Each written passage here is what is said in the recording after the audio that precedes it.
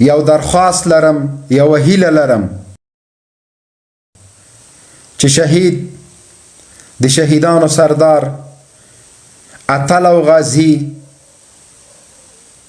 شهید خلیل الرحمن حقانی تقبل الله پسې دعا وکړئ، درود شریف ووایئ، دومره وخت مو نه نیسي او د مغفرت دعاګانې ورته وکړئ.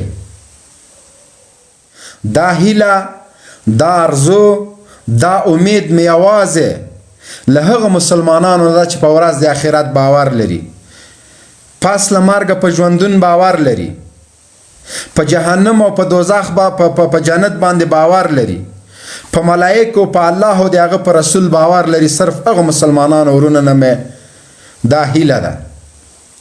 یو څوک چې په جهاد باور نه لري، یو څوک چې په شهادت باور نه لري، یو څوک چې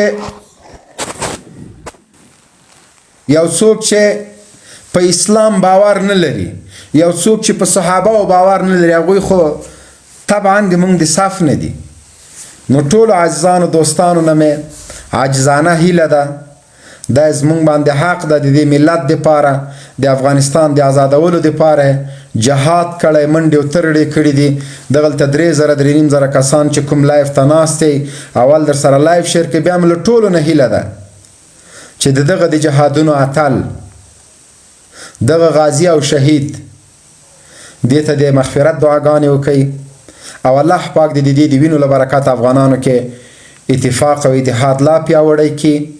نن به کمونستان، نن به خلقیان، نن به د سیکولریزم د منبر، نن به د کمونیزم د منبر په بچیانو او په لمسیانو باندې اختر وي. البته مونږ په شهادت افتخار کوو، مونږ په شهادت باندې ویاړ کوو. له همدغه سټیج نه د شهید خلیل الرحمن حقانی تقبل الله شهادت د هغه ټولو کورنۍ ته تبریکي وایم او الله پاک دې په افغانانو کې د جهاد ولوله نه ورکوي. الله پاک دې په افغانانو کې د جهاد او د قربانۍ ولوله نه ورکوي.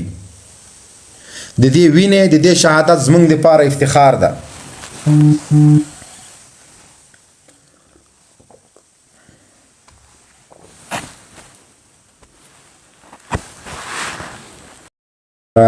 فدا ورور که دلته وي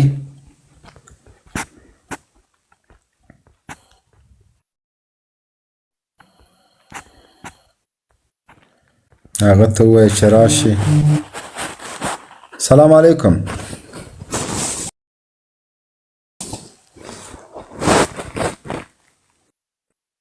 لایف د سره شیر کوئ، شاوټه کوئ. عزیزانو دوستانو ډیر ریکویسټونه راغلي دي، ما ته ښکاري نه، خو زه له یو طرفه لرې کوم تر څو ځینې بعضې دوستان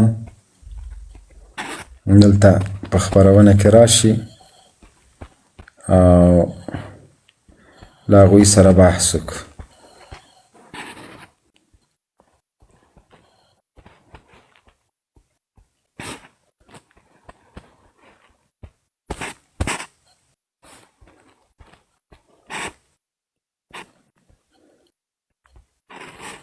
دا کوم انسانیت ده؟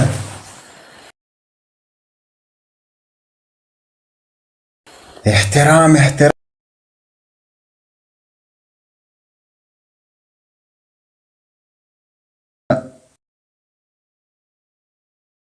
سیټ ته کړي دي.